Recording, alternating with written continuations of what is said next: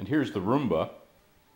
I have the remote in my hand. I just turned the power on and I'm going to click clean.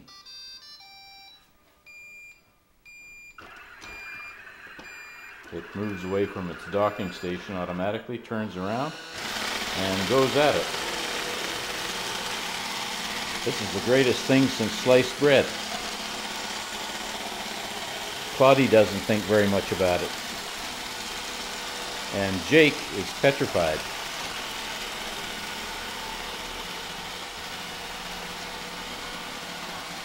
Meanwhile, it lasts about an hour, moving all around the house on its own. It's programmed and has an ability to calculate where it's gone because it comes back to its home station. Boom, boom.